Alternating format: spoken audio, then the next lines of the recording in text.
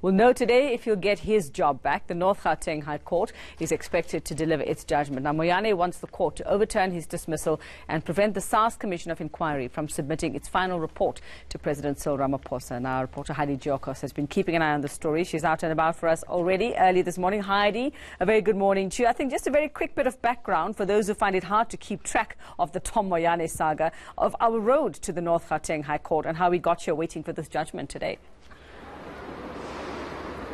So today is D-Day for former Sars boss Tom Moyane, and this is because he sent an application to the Constitutional Court to lift the status quo before the interim report given by Judge Nugent and his panel from the Commission of Inquiry to the President to remove him. So he basically wants that status quo lifted, given the fact that there was an application awaiting at the Constitutional Court. The Constitutional Court dismissed that application, saying that it is not within exclusive jurisdiction. Tom Moyane then came to the North Gauteng High Court, basically asking this court to rule in his favour, and that is he wants President Cyril Ramaphosa to remove his dismissal, given the fact that he feels as though the disciplinary hearing headed up by Advocate Azar Baum and the Commission of Inquiry by Judge Nugent, he feels as though those two running at the same time was unfair, and the President then fired him on the basis of the interim report from the Nugent Commission, and he feels as though the President should have not done that and rather awaited for whether it was the Constitutional Court or this High Court to rule on the matter before deciding to dismiss him, and also trying to block him from appointing a new commissioner of SARS. So basically Tom Moyane wants the President to remove his dismissal, not necessarily wanting his job back, but rather just to remain suspended until his disciplinary hearing is over.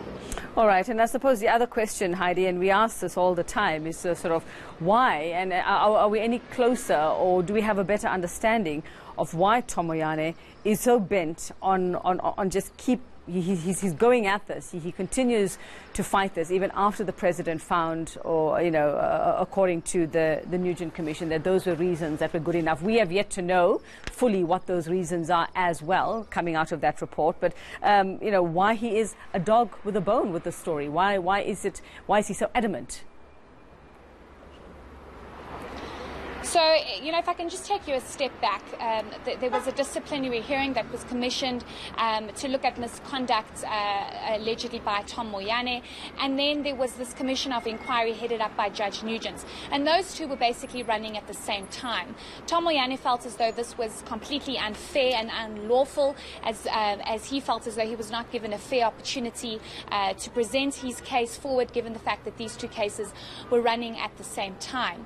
And then you have a case where Judge Nugent hands over an interim report to the President, and that final recommendation in the interim report was to remove and dismiss Tom Moyane as the Commissioner. The President then decided to do so, and Tom Moyane arguing that it is completely unfair and unlawful for the President to have done that without waiting for these two processes to be completely finalized and finished, and for his disciplinary hearing to be completed. And the President acted immediately on that interim report without the final reports even being submitted. So Tom Moyane really arguing that the President has treated him unfairly and not gone according to proper processes, and this is why he has taken it this far, and he feels as though his case needs to be argued and a judge needs to rule on this matter. It's not necessarily that he wants his job back, he rather wants the status quo lifted. We heard last week when these two heads of arguments were being argued in this very court, how he rather wants, he doesn't want his job back, he doesn't necessarily want to go and sit in his office at SARS, but rather the status quo lifted until both these processes have been completed and his disciplinary hearing has been completed. So he's really fighting till the very end until he's given a fair opportunity to present his case. Okay, well.